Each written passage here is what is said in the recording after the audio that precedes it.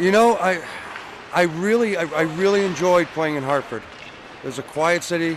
I'm going to tell you a funny story. I got into a little trouble in Hartford. Where I lived in West Hartford, someone owned a sign shop, and all along this whole boulevard was kind of signs of nasty things about the Whalers and the players and the greed and I ran the signs over in my truck. I was so upset.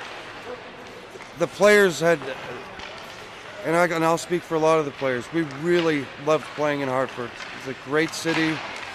The core fan base were fantastic. But I understand from an ownership level that it is a business, and you know, if there's not enough people to support the team, you know, they had to move, and it's really, I feel so bad for so many of the real you know, hardcore Whaler fans. I think Hartford deserves a team. It was a fantastic city, and I loved the 3 years that I spent there.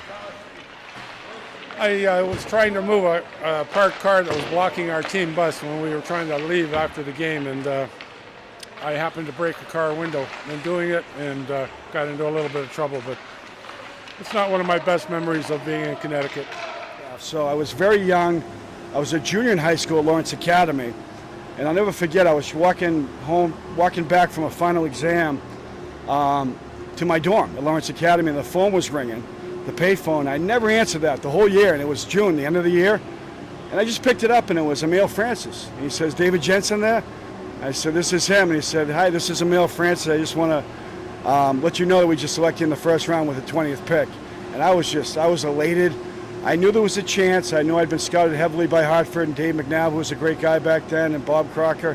It was a tremendous thrill. I was fortunate enough to, a couple weeks later, to make the U.S. Olympic team and travel with them during my senior year. Great experience. I played with Pat LaFontaine, Eddie Olczyk on the diaper line. Very successful year we had. And then I signed, you know, I think just before I graduated high school, when I came back, I had signed with Emil, and somewhere around the April time frame was tremendous. It was tremendous to meet guys like Ronnie Francis and Kevin Dineen, all the guys that played there back then. There's more than I'm forgetting, but Joel Quenville, real quality guys with Hartford back then. Great guys. All in all, though, to be honest with you, I was a real young kid. I was just, you know, 18 or 19 years old, and I was only about 165 pounds. If I had to do it all over again, I probably went to college for a year or two. I don't think mentally or physically I was quite ready for that. And unfortunately, I suffered a very serious knee injury my first year, reconstructive, that was really a career-ending injury. And I did play after that. You know, I was traded to Hartford, but I had, you know, 4 reconstructive surgeries after that. I never really got my NHL career going because I was, you know, I had a devastating injury so young, unfortunately.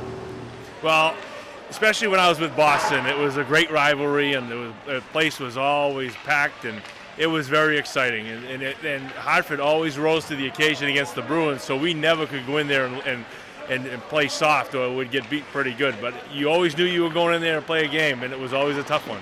It was a great place to play.